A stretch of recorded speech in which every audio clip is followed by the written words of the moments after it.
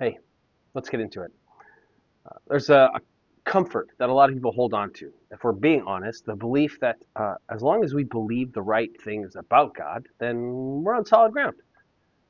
As long as we have theology and creeds and orthodoxy, and we have a statement of faith that lines up with the church, then we believe that God exists. We believe the core truths of Christianity, and hopefully we can even explain the gospel if somebody asks.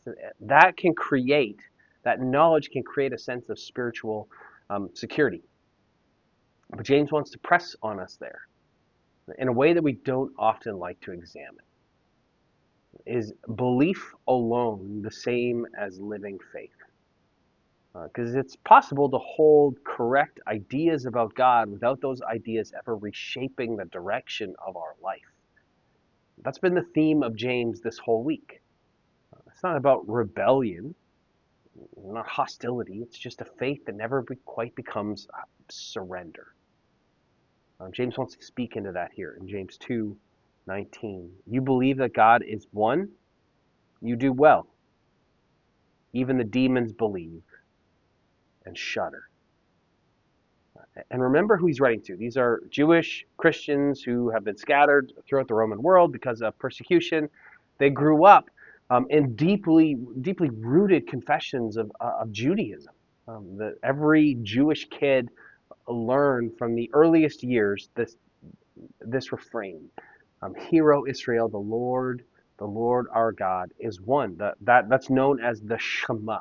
And it was recited daily. It was a daily prayer. It was the core declaration of Jewish belief about God's unity and his sovereignty.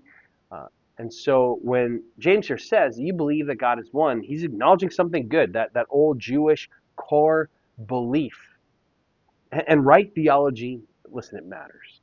Understanding who God is, who we are, what sin is, where the hope is found, who Jesus is, all of that matters.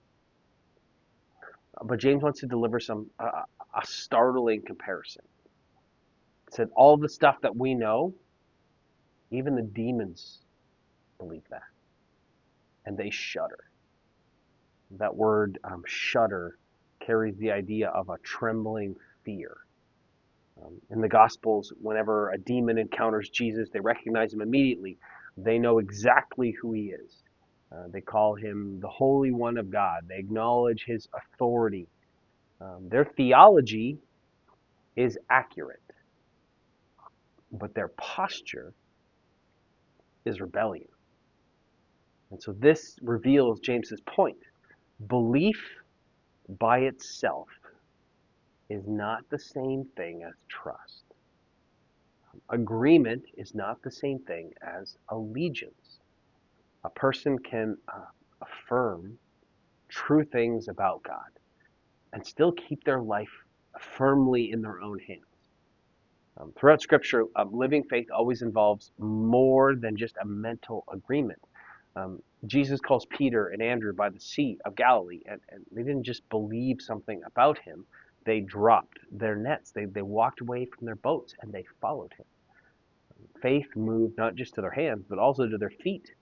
It reordered their lives and their careers. And that's the difference that James is drawing out here. That a real faith doesn't just stop at recognition. It moves us towards surrender. So we have to ask ourselves a deep question. Not just, do I believe the right things about God, but have those beliefs actually reshaped how I live? That seems to be the theme of our week. Have the things that I believe, do those things I believe about God, have they changed how I handle money, how I respond to conflict, what I pursue with my life, and what I release? Because living faith is never just information in the mind. It has to become trust in the heart. And that trust eventually becomes obedience in life. And listen, again, not perfectly, not instantly, but genuinely. So if your belief in God is real, James would say, let it keep moving you. Let it keep softening your grip on control. Let it keep drawing your life under the leadership of Jesus. Because faith that stays only in the head never becomes the life that God intended us to grow into, that life abundant. Wherever you find yourself, God goes with you.